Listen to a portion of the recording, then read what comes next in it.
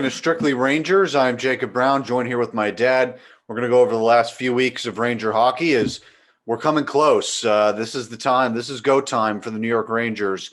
You look at their schedule over the next 2 weeks. I went over it myself last night. It's pretty doable as far as I'm concerned. I mean, you look at that schedule, especially this week. They have 4 games against the Devils after they wrap up against the Islanders tonight. We're recording on Sunday, April 11th, so they haven't played the Islanders for the second game yet, but they beat them 4-1 the other night. They've been playing much better. Adam Fox continuing to be on top of the world. Zibanejad, he slowed down a little bit since our last pod. He's certainly missed some chances. I mean, that breakaway where, the puck slid off his stick, that was not excusable. But, you look at the Rangers schedule. They beat Pittsburgh 8-4 last week. They split with Buffalo, which we said we would have wanted to get the 4 out of 4 points there, but they didn't. They got 3 out of 4. But they beat the Capitals 1 out of 2 games since we last did it. And I think that's it. I think we did a pod after that point. So you look at the Rangers, again, Devils 4 games, then the Islanders, then the Flyers back-to-back twice, then the Sabres twice, the Islanders twice, the Caps twice, and the Bruins twice. So after the Devils, it gets tough except for those 2 games against Buffalo. But if you do the math, I went over it, the Rangers could theoretically go 8-2 over their next 10 games. I looked at it. They could definitely have the chance to do it. And it's 5-4 Yankees. Sorry, we're watching the Yankees, and they just scored extra innings. But I look at it, it's doable, but even if you go 8-2 in your next 10 games, you're not even guaranteed a playoff spot because Boston, they also have a relatively easy, if you will, schedule over the next 3-4 weeks as well. So, Dad, the Rangers have been playing better. We've gotten to see a little bit of Vitaly Kravtsov. That's good to see. Rookies are starting to play a little better. What have you thought about the Rangers since our last pod? I would say that they still have their youth based moments. The game against Buffalo, the second game against Buffalo, and that back to back is an example of it. And then who they lose 4-1 to? 5-2. 5-2. Yeah, right before the Island. The game before the Island. Pittsburgh. Yeah, and they. It's an example, right? They manhandled Pittsburgh one game and really get shut down the next. They have 2 tight games against Buffalo. One they win in OT. The next they only get a point out of by going to OT. And I know the Buffalo's been playing better, but that's a relative term. The Rangers should be able to bury teams like Buffalo at this stage of that team's development. And no Eichel in the lineup for both games. Yeah, that's too. Are they playing? Yes, but they're still playing better. Yes, but there's still that up and down component to this that is reflective of the youth on this team. But the good things, good positive signs have come out recently. We discussed in our last pod the fact that I'd like to see more. How is it that Kakko and Hedel and Lafreniere, these guys, aren't putting pucks in the net? The reality of the situation, though, I read, my relationship with Larry Brooks. He doesn't have one with me, but I have one with him for decades now, and it's a kind of I would say a love, not like relationship. I can't say that I hate the guy by any stretch, but I don't agree with him all the time. But he has some really good insights recently about the youth on this team, pointing out the fact that they're just not getting the minutes, and when you get 8-10 minutes a game, and which is not uncommon, 10-12 for Hedel, and even with that kid line that's been put together, Lafreniere on the left, Hedel in the middle, and Kakko on the right. They're still not getting that 14 to 16 minute type of assignment, and so I think our assessment that they're not scoring enough probably was a little bit unfair, considering they're not really getting the opportunity, and for the most part, they're not really playing on the power play either. Brooks brought up another good point, which is that first unit at times stays on for a minute 30 or for a full 2 minutes. So that's how you don't, if you're not getting special teams time and you're not getting regular minutes, points are difficult. But that line has been a revelation of recently. They really come together. They're fast. They're obviously ultra talented, and so it's good to see. But the team itself, it's up and down, which is why your premise that they can go 8-2. I'm not really a full believer in that. I don't. Well, I'm saying at best you can go 8-2 because Well, because think about it. You get the Devils 4 times, then you get the Islanders, Flyers twice, then the Sabres twice. So you can factor in 2 losses between the Islanders and the 2 Philly games. I think you could at least split against the Islanders. I think you could beat the Sabres twice, and you could beat the Devils 4 times. I'm not saying you're going to, or that it's an easy thing to do, yeah. but Well, it's possible.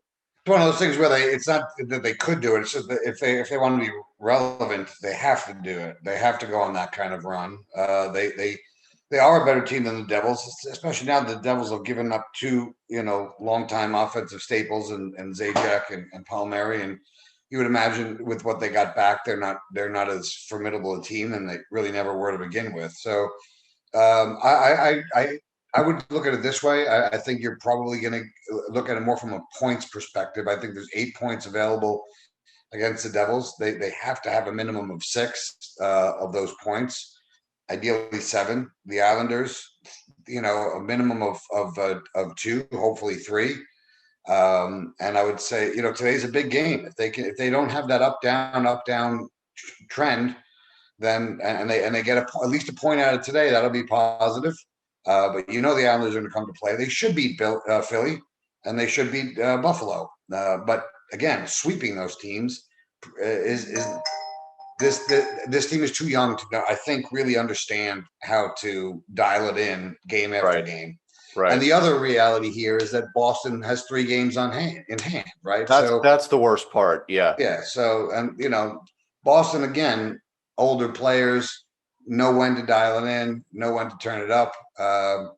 They have that extra gear, and they've got the world-class players. I think if you look at the roster a year from now, you'd much rather have the Rangers roster than Boston, more than likely. But we are where we are right now, and so a lot of work cut out for them, to say the least.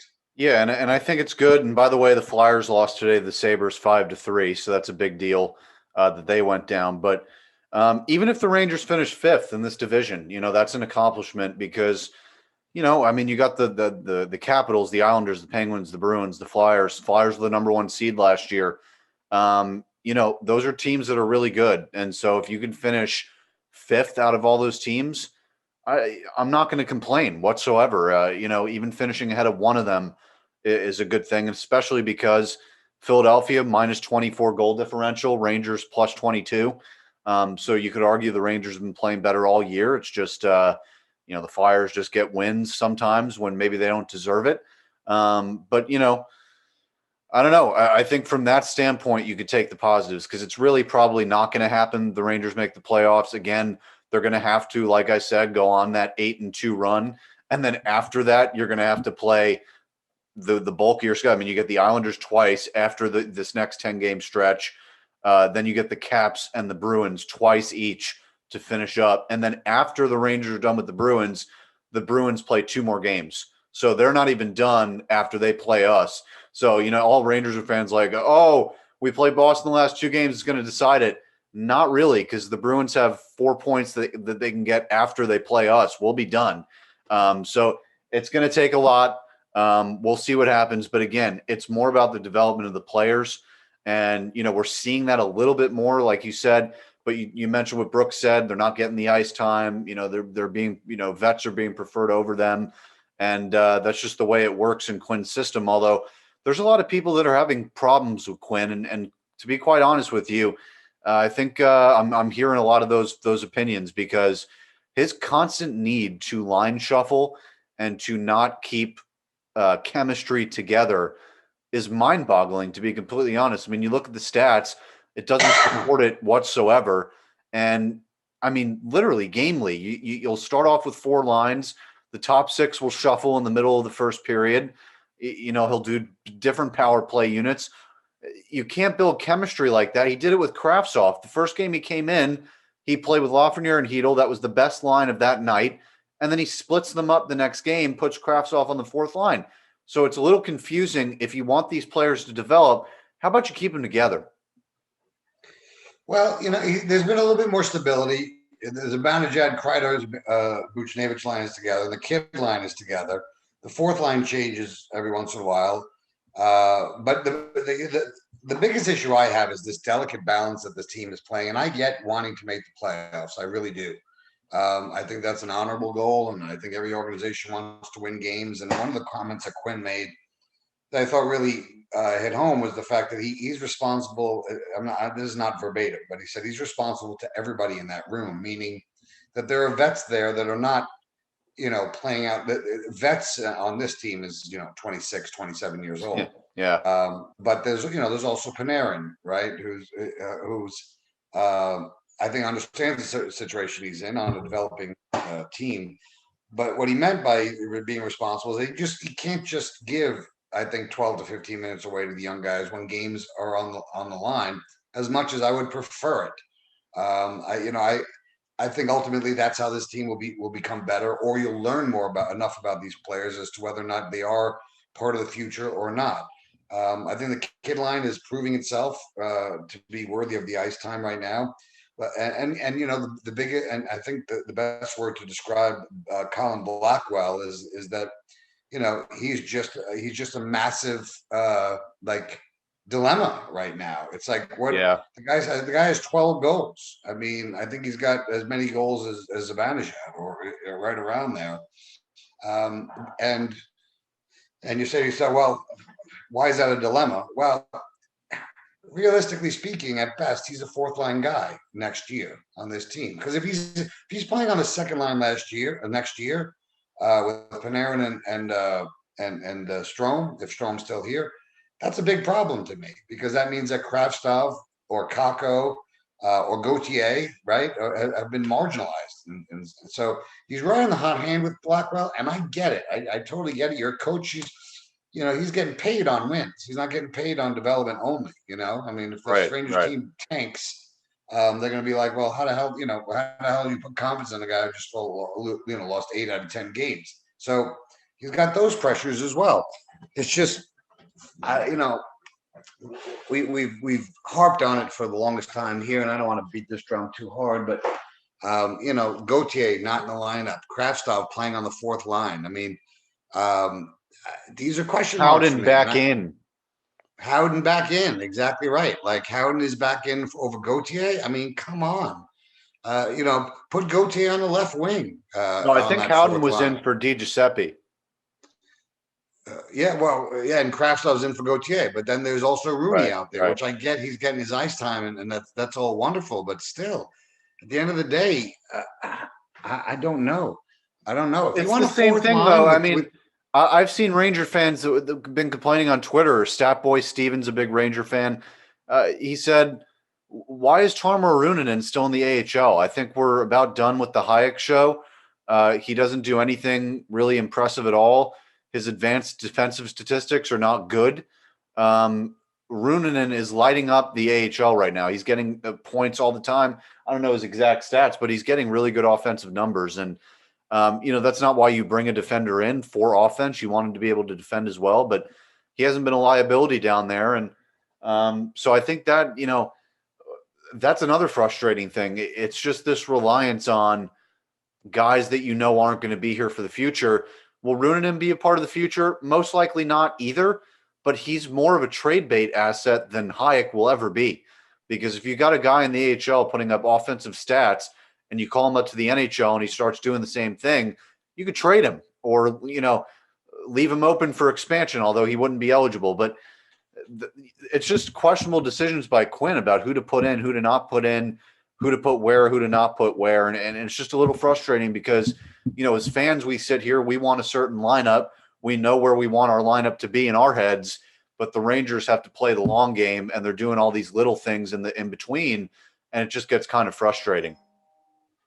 Well, I candidly can't agree with the idea of bringing up Ruunanen right now. The Rangers have three defensive pairs that are stable, that you know what you're going to get. I don't know about that with Hayek. He's really not that great. He doesn't need to be that great. He shows up. He does the little things. He's not making glaring mistakes. And the fact that one of the things that whoever the Stat Boy Steve guy, what he said, what was it? What was his comment? He doesn't do anything special or what have you. I think. Right. I think at this point, in terms of what the Rangers need on that third defensive pair from the left side, is exactly that. Somebody that doesn't necessarily do anything all that special, but can be counted on to do the basics. I don't know enough about these advanced stats, and maybe I sound ignorant right now, but I don't know. I'm going purely on the eye test when it comes to Hayek. He does the simple things. Number one. Number two, he's 6'2", 200 pounds. Runen is 6 foot, like 180. The Rangers don't need another undersized defenseman on your third pair. Period. End of story. Yeah. There's no value in that right now. They don't need another smallish, puck moving finesse defenseman. It doesn't make any sense when you're playing the Islanders in Pittsburgh and Washington and Boston, because that. And then on top of that, you're integrating that guy into a lineup, and you've got real stability in those three pairs.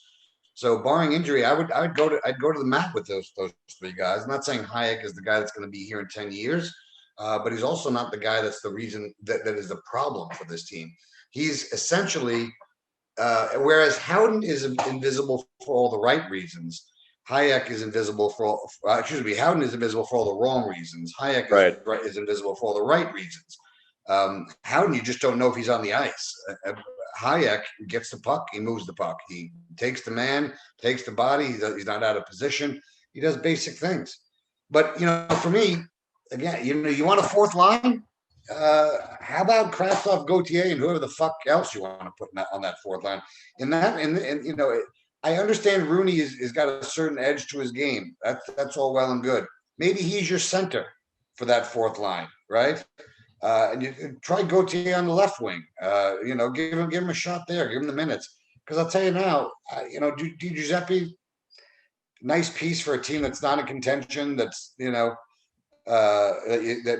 you need a little energy from. But for me, and we've talked about Howden not being worth the minutes. So there's your fourth line.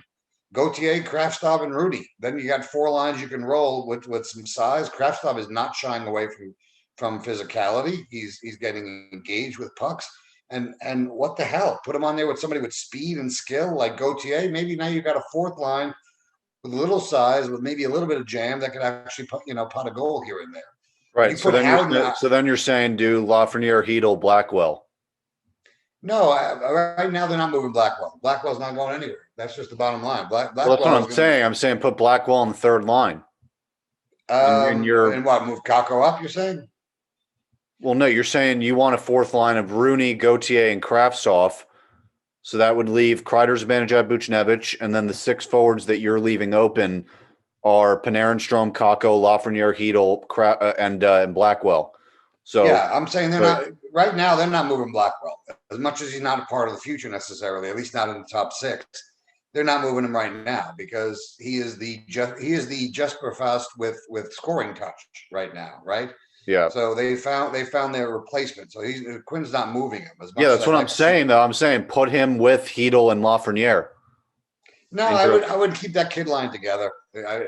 Okay, so you'd put him on the second line with Panarin and Strome. It's where Blackwell? Yeah. I keep him where he is. Not that I like it, right? But I'm just saying they're not going to screw around with the Zibanejad line. The kid line is functional. The fourth line is really where the bodies are in and out. Blackwell has become a staple. And again, I get it. You can't argue with a guy that shows up out of nowhere and puts in 12 goals. More than Zibanejad, I think, and I think more than Strome too. So, and he's got more than Hedel, Lafreniere, and Kakko. I think he's got as much as Hedel and Kakko do combined, if I'm not mistaken, or at least close to it. So he's not losing his spot. That's pie in the sky thinking as a fan, and that's where, as a fan, I'd rather see the development of a better player there for the long term. But that's just not going to happen. They want to win games. They want to make the playoffs. So Blackwell, unless he breaks his leg or literally can't get a shot on net for the next 2 weeks, isn't going anywhere. So I'm saying the fourth line right now is the only line that I think you're going to see some movement on. I think he's happy with the third line, the kid line. Zibanejad line is going to be what it is. Same with the Strome line. But that fourth line, Kravtsov looks like he's here and present and ready to play. We've talked about Gauthier to a blue in the face. And if you want that fourth line kind of lunch pail guy, throw Rooney out there. Or Tell Howden to watch. Rangers call up Morgan Barron and put him there. But whatever. Yeah. At that point, you know what? If you're going to have Gauthier and Kravtsov on that fourth line, maybe you need an older guy like Rooney to just kind of stabilize them. I mean, I don't know, because again, what you got to accept as a Ranger fan right now is that the guys that are being put in the lineup are the guys that Quinn thinks can win them games every night. It's that simple. Development is no longer. Well, tomorrow's the trade deadline. Do you think we do anything? Well, everything I'm reading and all my instincts say there's nothing significant that's going to happen. Yeah, I don't think they're going to do anything. Yeah, I mean, maybe some pieces here and there, but there's no blockbusters to be made. There's no money to be paid. I think the summer is going to be a different time for this team. There's some possibilities out there that we've discussed in the past. I don't think Eichel is necessarily part of this future unless literally they unload a boatload of assets going the other way. And by that, I mean, that has to be Strome going the other way. From Nils Lundqvist. What was that? Lundqvist or Schneider, and maybe Strome and Buchnevich to open up some space in that top six. And maybe even a Hedl to throw in there. I mean, I don't know. I don't know what gets it done for an Eichel. But the Rangers have to get rid of at least $7 or $8 million, I would say, in payroll. And that's Buchnevich and Strome done right there. Well, hey, maybe if you have some GM genius throwing Georgiev's a little bit of money too, or yeah. I mean, I think it's doable, but that's on today's money. What Eichel complicates is when you've got to pay all the guys we've talked about, right? Kakko, Kravtsov, Lafreniere, Shesterkin, Fox, Miller. I mean, these are the guys that in 3 or 4 years, having another $10 million contract on the payroll is going to be absolutely crippling. Yeah, absolutely. So what do you think the Rangers need to do tonight against the Islanders in Game 2? They've had a little bit of trouble this year getting back-to-back wins when they play teams 2 in a row. They did it with the Penguins. Daddied them 8-4 and then lost 5-2. Didn't look good at all. Last game, they did almost everything right, won 4-1. And tonight, and most people are going to be listening. I mean, actually, probably everyone listening to this is going to know the outcome while listening to this pod. But what do you think we need to do? I think personally, do exactly what you did in the last game on Friday. Get consistent shots on net. They outshot them 36-32. Be physical. Pick your spots, right? Don't do anything overextend. They played a very simple game. They weren't trying to do too much. And that's what I think you need to do against the Islanders, because if you're trying to do too much and you mess up, the Islanders, they capitalize on mistakes. And, that's what they're very good at, is that their skill, their experience, their physicality, they're able to overcome mistakes very easily. And so the Rangers really do. They have to play very perfect games against a team like the Islanders because of how good they are on the forecheck. So what do you think the Rangers need to do tonight against the Islanders? Well, I think the first thing they have to do is get rid of any belief that they might have that this is the Islanders team that kind of rolled to where they are right now. I know they've been playing well of late. I know that they're not exactly, a bottom feeder by any stretch, but I think the Anders Lee thing collectively over time is going to start hurting them. They're integrating a couple of new guys into their lineup. They've got to take advantage of an Islander team that is not necessarily reflective of the best version that they've had out there. Still, though, they have a good line. I mean, we hate the Islanders here. Of course we do. They have a good lineup. I mean, they've got 3 centers. No, I'm not suggesting otherwise. What I'm saying is that their lineup is in a state of transition a little bit right now, getting used to Anders Lee not being there and getting used to Zajac and Palmieri being there. So this is not that they're diminished or they're less of a threat. The Rangers just have to say to themselves, we can beat these guys. This is not the Oilers of the 80s or the Islanders of the 80s. This is a team that is skilled, that works hard. They're structured. They're a formidable team from a player perspective. It's why they do. When Anders Lee went down, they doubled down and said we got to bring in folks here that can pick up the slack, and Zajac and Palmieri. They might even be more active next year. Who knows? By tomorrow. So, but the Rangers can't go in thinking, oh God, here they come, right? And I don't think they will, right? These are grown men. I don't think they're worried or intimidated by any stretch. But they've got to, basically understand what's on the line and show up early, and play a hard physical game. Keep it simple. That's what they did last time, like you said. One stat I thought was really interesting, showing on NHL TV, whatever they call that, the NHL Network. Yep. Something like they won like 53 out of 80 something puck battles. So against, and then the other game the other night, a stat that I'd never seen before. And candidly, I'd much rather look at that stat than any kind of Corsi or advanced bullshit. Yeah, honestly, you want it. Puck battles are one of the most important things in the game of hockey, period. Exactly. So show me that. Show me, how many shots, how much offensive time, how many puck battles did you win? This idea that, you see those blurry lines. I don't even bother looking at them. I mean, all these guys on Blue Shirt Network and Forever Blue Shirts, they always show these charts with like these with the blue bubbles and this, like they have any fucking clue what the hell they're looking at. So yeah, no, they're just fans that saw it and decided to try and read it. And I don't, I literally skip right past the analysis at that stage. I'm just looking for something useful out of the article. I very rarely find one, but but there it is.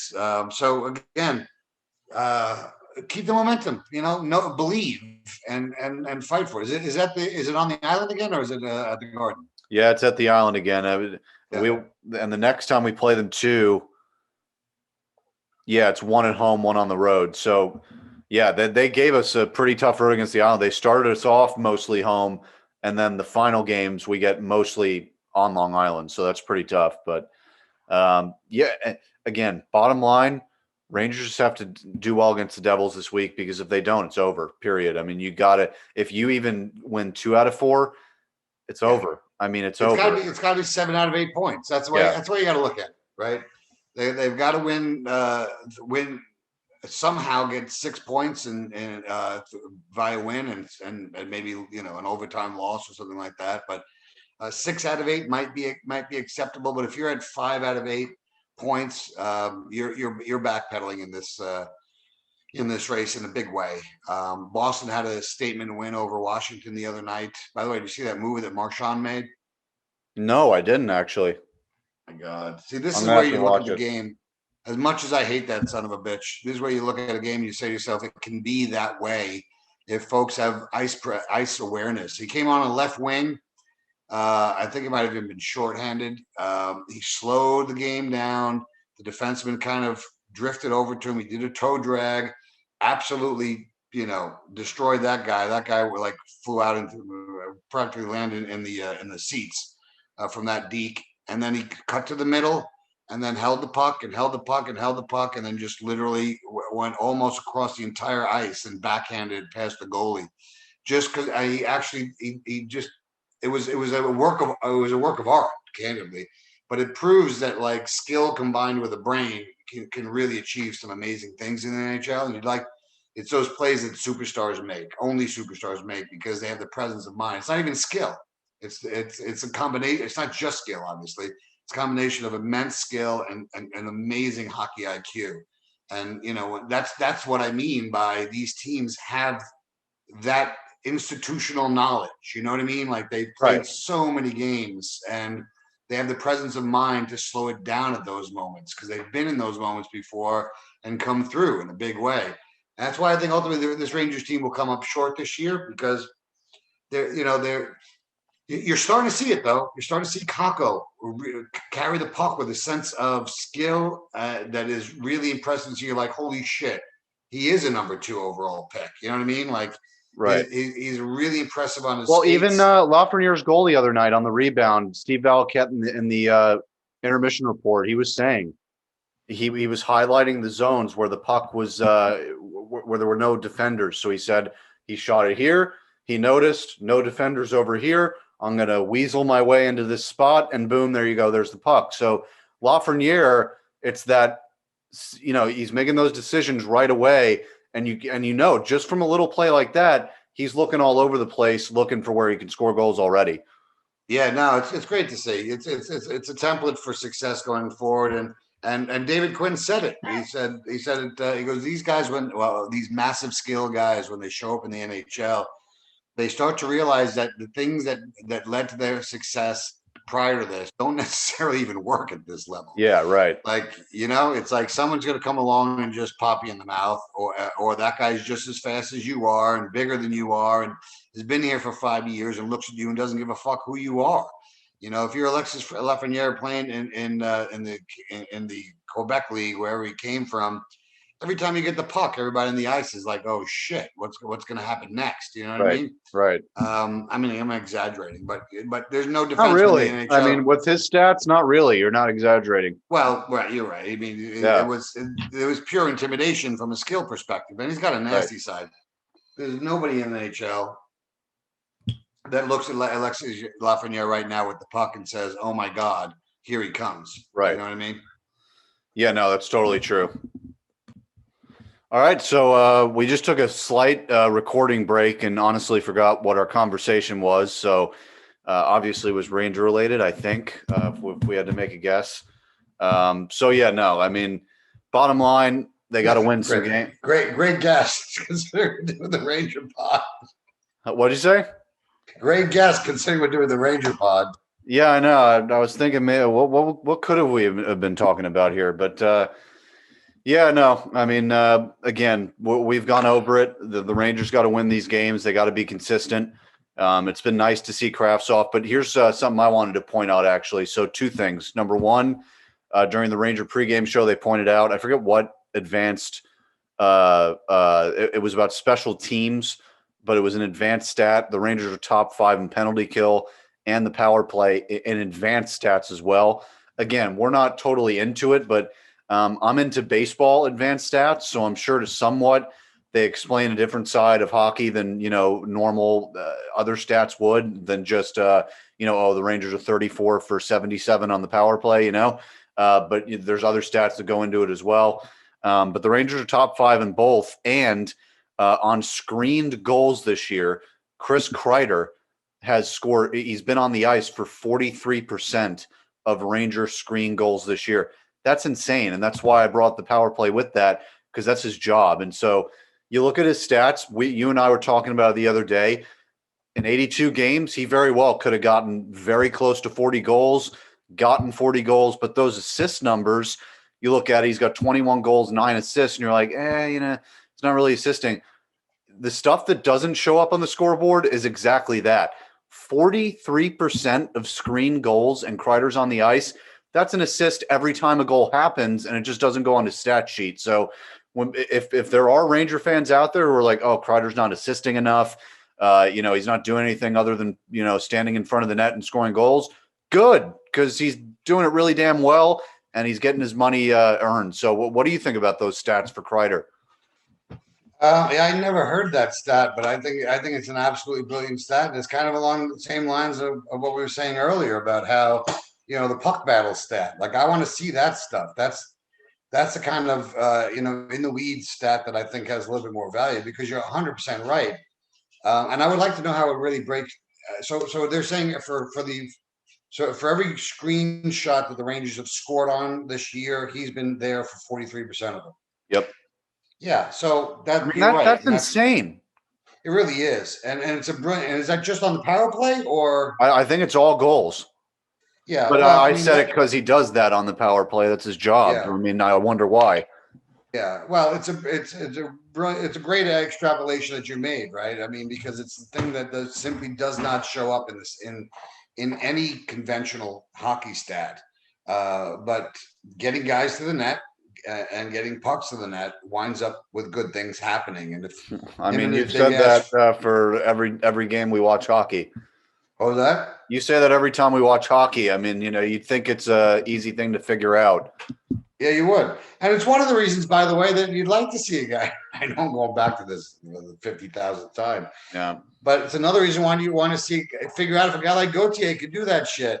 He's bigger Yep. than Kreider, for Christ's sakes. Yep. He's got like 15 pounds and an inch on the guy. So figure out if he can be that dude. I mean, him parked in front of that net, power play or not, is a beneficial thing. And right now Blackwell's that second slot guy on the power play. And you know what? As much as it like pains me to say that, the reality is that guy tips in more shit than farmers' kids on a cow tipping fucking adventure on Friday nights. It's like he gets his stick on shit. He's been a revelation. It's just one of those things. Where the fuck does he fit? Because he's not a fourth line guy. They got too many skill guys to figure out. He's not big enough to be, Oh shit! My movie just went back on. My movie went back on at a point where somebody was screaming. I thought your brother was screaming, but Oh, great. yeah. So yeah, that's a great stat. I love that. And again, it's just Kreider kind of fulfilling his promise this year, and it's good to see he got the big contract. This is the second year in a row where you can say he's turning into the kind of guy that you always hoped he would be. Yeah, and it's weird too. We talked about it on the phone. On April 30th, he turns 30, and we've all been watching him since he was 20. So it's weird. I mean, let's just say that. I mean, it's weird. So yeah. I keep saying it after every time we finish a Ranger pod. I keep saying, "Oh, we're going to do strictly hockey this week. We got a trade deadline, this and that." It's very hard to get three people together during finals time in college. So we will do them as much as possible.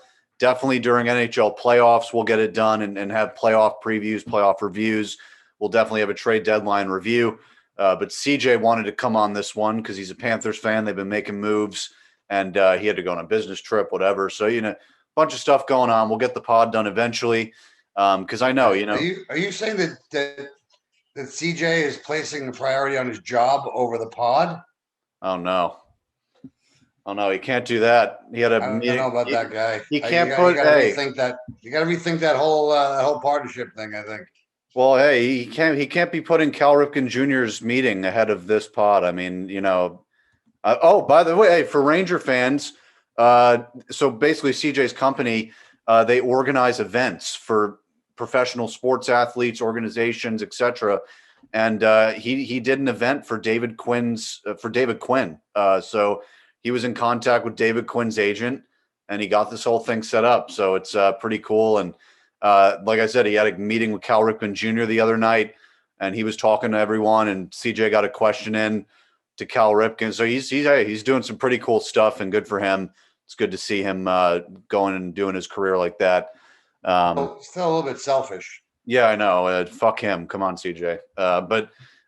Yeah. So what was I going to say? So yeah, strictly hockey coming back soon. Strictly Yankees. Same thing with me and Mark. It's when I can do it, he can't do it. When he can do it, I can't do it. So we're going to get that done. And believe me, I got some stuff to get off my chest about the Yankees. And you know what, Dad?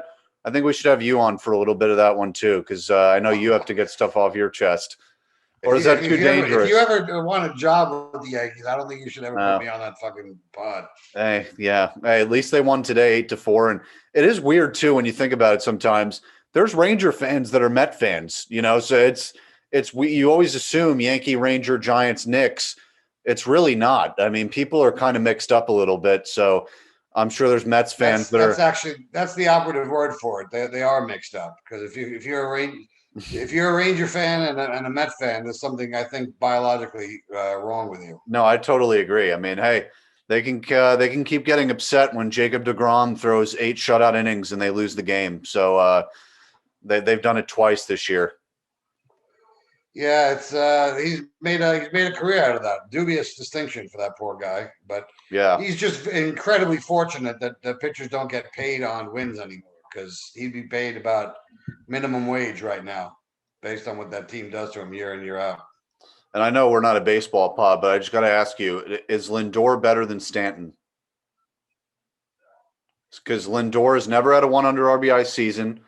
He's never had weighted run created plus or WOBAs nearly close to Stanton.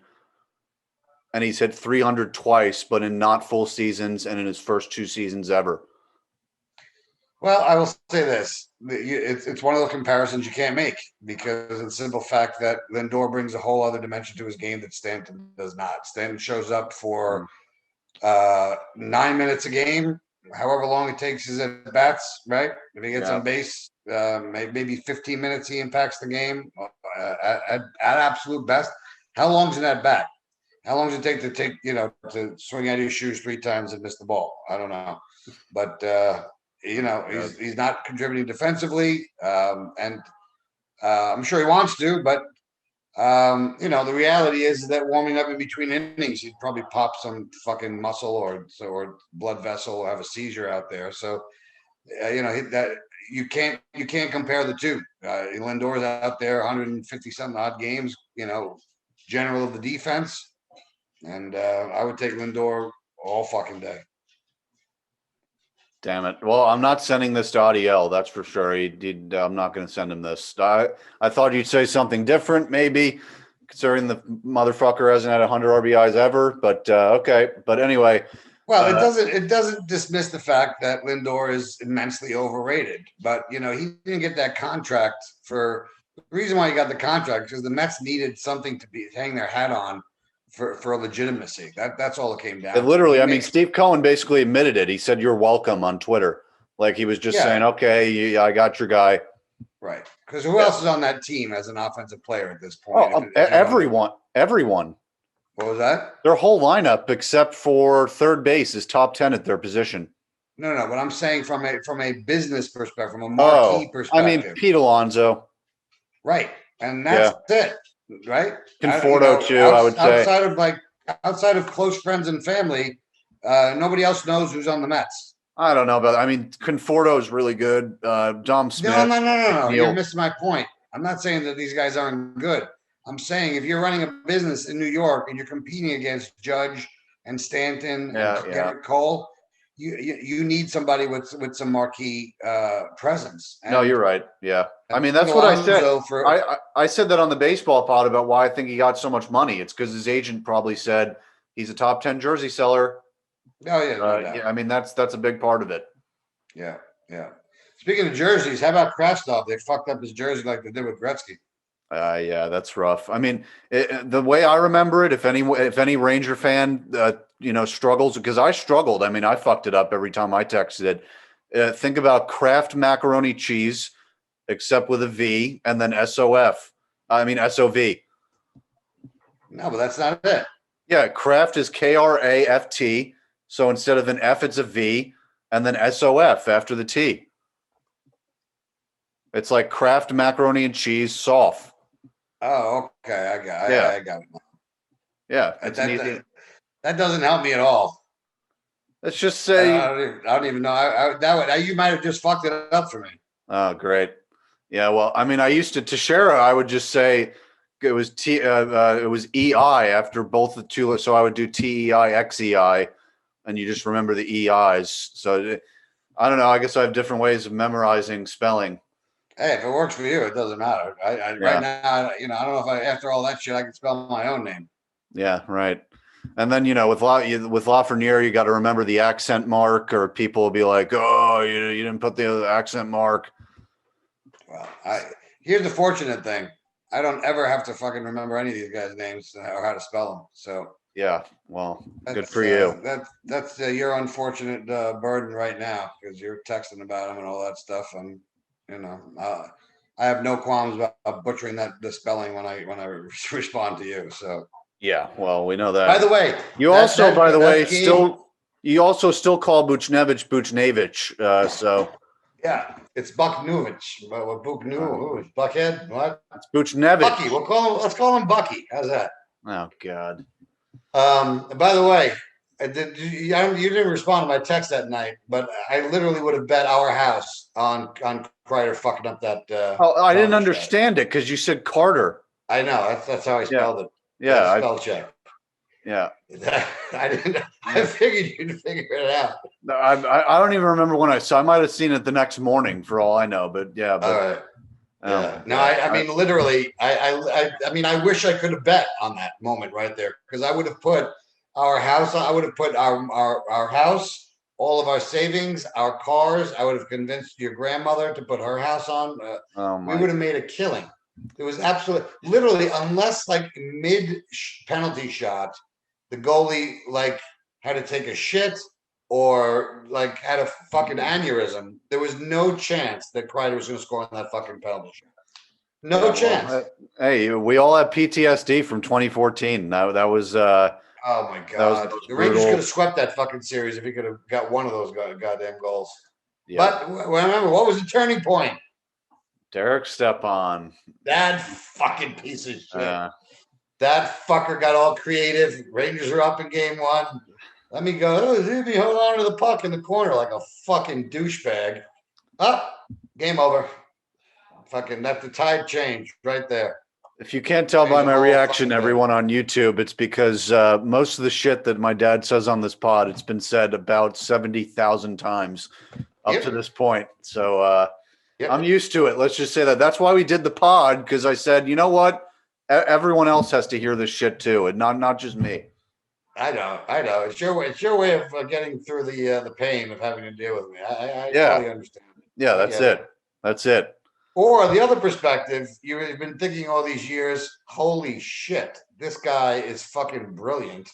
And why actually, am I the only one that gets I gotta run. I don't know what you're talking about. So I think we gotta wrap it up. How many times have you come back to me and said, holy shit, Dad, this announcer said what you just said? No, I know. I mean, you do it a lot.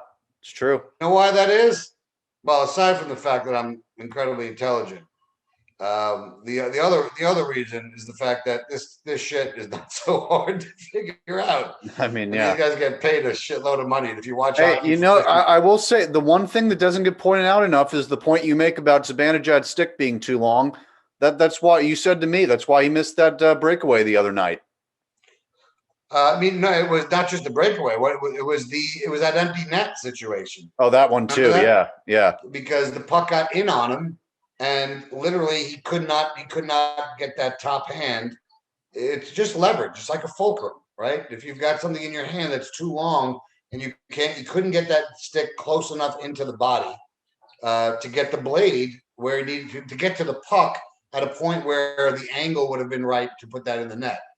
So, it was, and again, I don't know if it's the truth, and I don't know if he's using the same exact stick from last year. I tend to believe that it's almost impossible that he would change. But the other thing is that who's that other NHL guy who said the same thing, that his stick looks long? So I don't.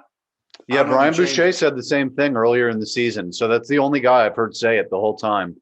So there's at least one other genius in the world then. Man, well, there you go. He's the best one, by the way. Yeah. I'm not even going to fight your definition of genius. There's no point. But anyway, before we get off here, Taylor Hall, Darren Dreger reporting some hard work getting done today in Buffalo. Sources indicate a Hall trade is getting close at this point. So it's imminent. But he has 2 goals this year with 17 assists. So he's overrated. Well, somebody's banking on the possibility that he can turn into whatever he was 3 years ago. Well, yeah. And I don't, and I guess there are teams out there that think, I'll get a bargain version of that guy and maybe in a different environment. Because, where did he go? He went from, the Oilers to the Devils to the who to the Oilers to the Coyotes, right? No, Oilers, Devils, Coyotes, Sabres. Right.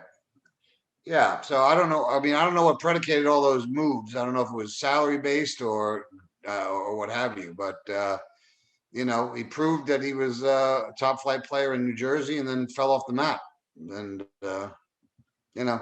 maybe he's still got some magic. He's still got to be young enough. I mean, he's not like 35 years old. So yeah, no, he's got to step it up. That's for sure. So obviously, if the Rangers make a trade, a big one, we'll do an emergency pod. But if not, we'll do a pod next week after the Devil games and review those before the Rangers get to true go. Like, this is the last week where they can breeze through it in quotation marks. And again, it won't even be a breeze because when you play a team 4 times in a row, twice at home, twice on the road. You don't know what's going to happen, but they got to win these games if they want to be serious and try and make the playoffs. If we're sitting here at this time next Sunday saying, we're about to play game 4, and because next Sunday we'd be about to play, or no, actually it'd be 5:30, so it'd be over. So if we're sitting here at this exact same time next Sunday and the Rangers go 8 for 8, we're going to have a hell of a 2 weeks after that. So hopefully the Rangers do it, and we'll be here rooting for them every single day. So that'll do it for this pod. You can check us out on YouTube. Look up Strictly Sports Productions. You'll find the YouTube channel, go in the playlist section, and boom, we got all 5 podcasts separated into playlists. You can check them all out. Again, Strictly Yankees, we're probably going to record it today or tomorrow. Strictly Baseball coming sometime next week. Strictly Hockey as well after the trade deadline. Strictly Sports. The NFL draft is coming up, and stuff's been happening, so we got stuff there as well. And so then you could follow us on Twitter at Strictly Sports P, on Facebook and Instagram at Strictly Sports Productions. And you can find us on Apple Podcasts, iHeartRadio, Spotify, Google Podcasts, Stitcher, all those big platforms, CastBox, all those as well. So for myself, Jacob Brown, and my dad, we will see you next week.